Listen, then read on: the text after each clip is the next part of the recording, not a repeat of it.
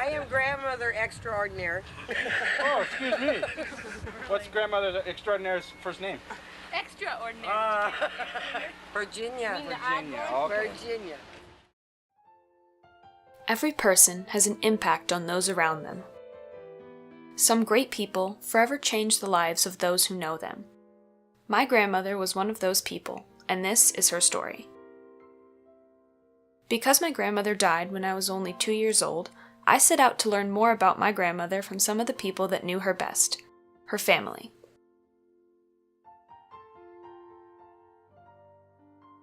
Born Virginia May Sill in 1939, she was known as either Ginny or Ginger by many of her friends and family. Her mother, Emmeline, was a homemaker, and her father, Wilbur, was a U.S. steel worker.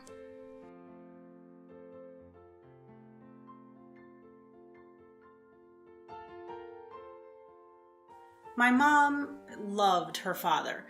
I think that she was probably a daddy's girl based on the stories that I heard. She loved her mom. She loved her mom a lot, but I really think she was a daddy's girl. When my mother was a small child, she had the desire to learn how to play the piano. They didn't have a piano, so my grandfather got a second job just so that he could afford to buy her piano and piano lessons. She had 2 brothers, Bill and Butch, and a sister named Judy. She was very close to her older brother, and her younger brother lived the closest to us in location. He was a police officer, detective, and he was my mom's protector. He looked out for her and kind of acted like an older brother, as the other siblings lived so far away. She had aunts and uncles that used to come over on the weekends and play cards, and we had a lot of good times with them. But you could see the sibling ties were much stronger. In 1957, when she was 17, she married David Billo.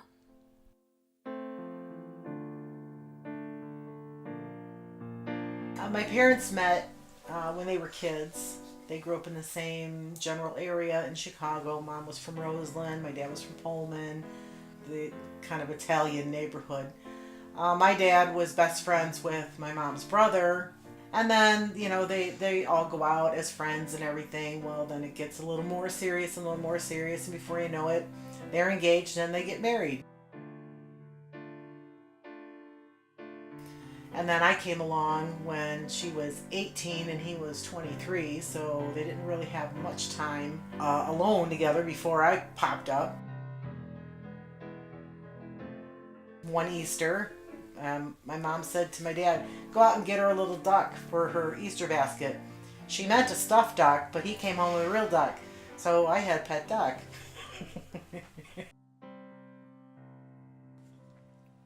In total, she had 6 daughters that she loved dearly: Ginny Lynn, Jerry Ann, Laura, Linda, Susan, and Sandy.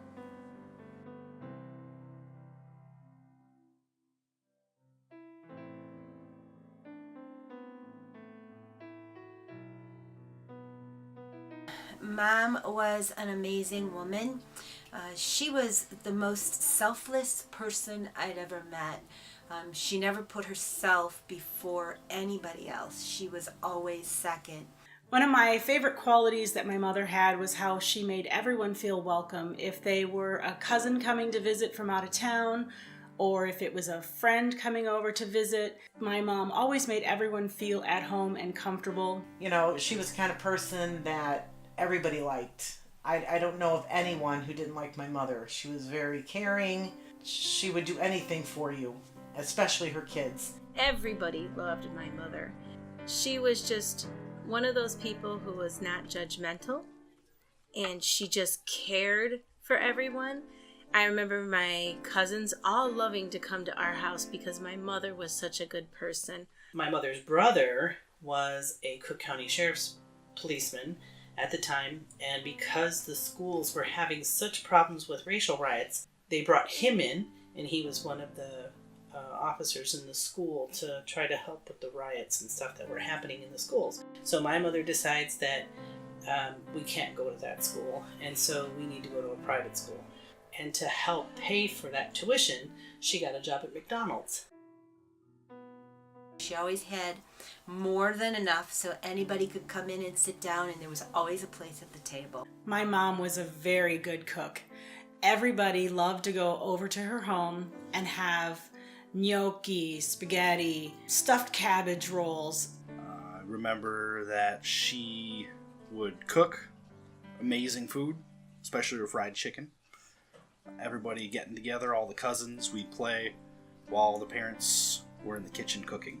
When we were making gnocchi in the kitchen, we would make the dough from scratch and she'd roll them out, and we'd all be standing in the kitchen with butter knives, cutting the dough and pinching them together to make little pillows, and then she'd boil them and pull them out, and we would all have gnocchi for dinner.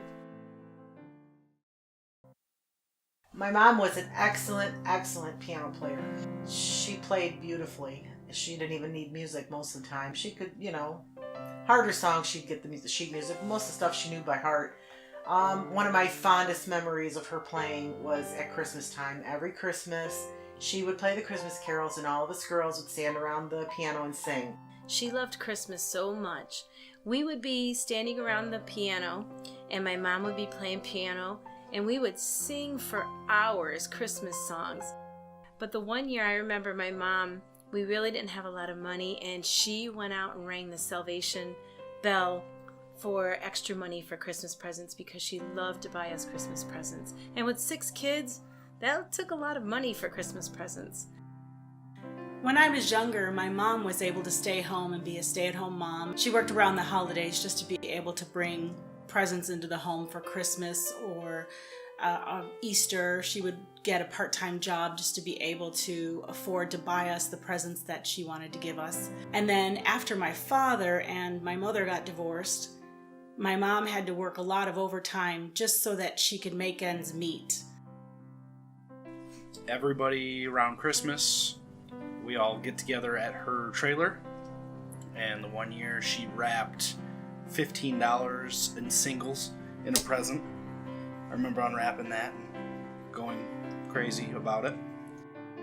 And then there's one other thing that I'll never forget is the play that my mom put on. She took all the kids and she wrote a play, and it was a surprise, and the kids were so excited. And we did Susie Snowflake, and our littlest cousin Susie was dressed up as a snowflake, and we were all singing, and she was dancing around and twirling as a little snowflake. Mommy and Daddy are mad. You're getting nothing for Christmas, 'cause you ain't been nothing for Dad. My mom loved her grandkids. They became her whole life. They really did. The things that brought her joy were her grandkids and singing with them, playing with them, laughing with them, running with them. Okay, so I remember the house in Stager. We were playing upstairs. It was me, Stephanie, and Cindy playing with umbrellas. We had on big necklaces and little purses, playing like we were outside in the rain.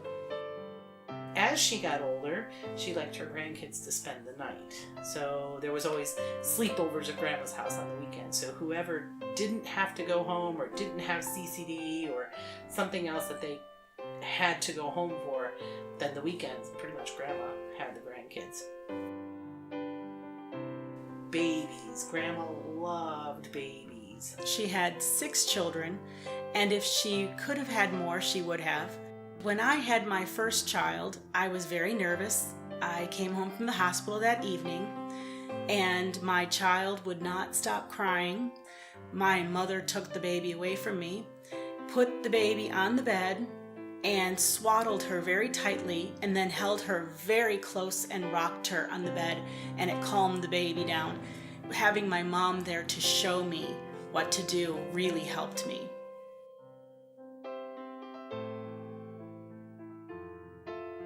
My mom and I both love the TV show Frasier, And it's just one of my fondest memories in the last few years that I had with my mom was enjoying watching Frasier together. Every Thursday night, that was Grandma's favorite TV show. So we would watch Frasier, and she'd hang out until, I don't know how long, she'd stay until it was time for her to go home and go to bed. My day off from my work was on Wednesdays. We spent every Wednesday, I would drop my daughter off at school and come out, and we would have breakfast together and shop all day, and then I'd race home to make it for my daughter to get off the bus. We had about 9 months of that Wednesday routine, and it's something that I'm so glad that I did have that time.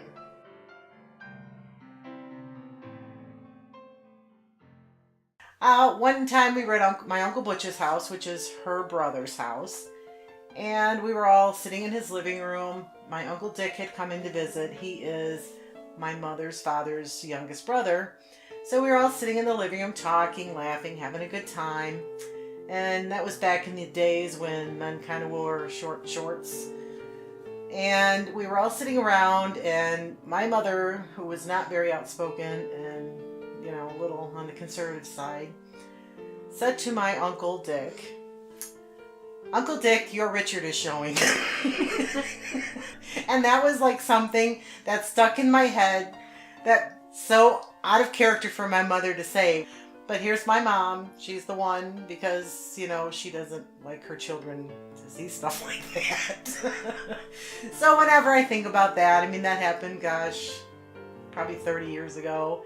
But I still think about it from time to time. It still makes me laugh, or at least smile, because it was so unlike my mom. She's very smart, she's very witty, but usually she wouldn't come out with that kind of thing. So that just made me laugh.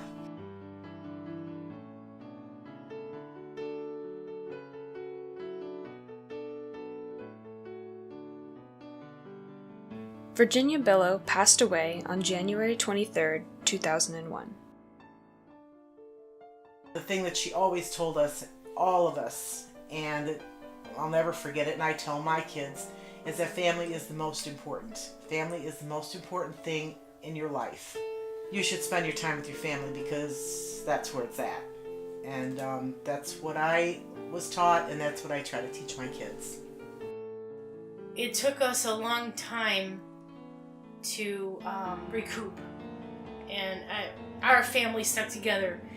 Sometimes families fall apart, and we didn't. We've stayed strong all these years, and that's something that we credit our mom to. She said there's nothing like family. Friends come and go, but family's family. We all love to get together for Christmas.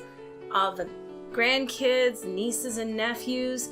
There's over 30 of us now that get together at my oldest sister's for Christmas. So I think that's really cool, and even till today, our family is very close. While she may have passed away 17 years ago, her life and her legacy lives on through her family.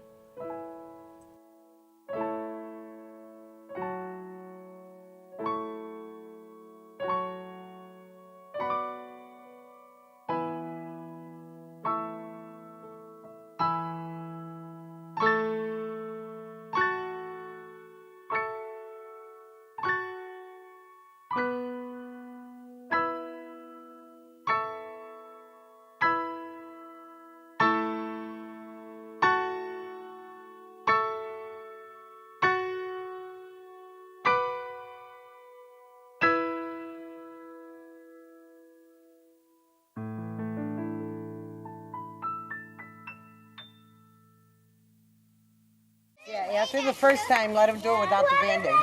I mean, oh, don't do that. Without the Band-Aid.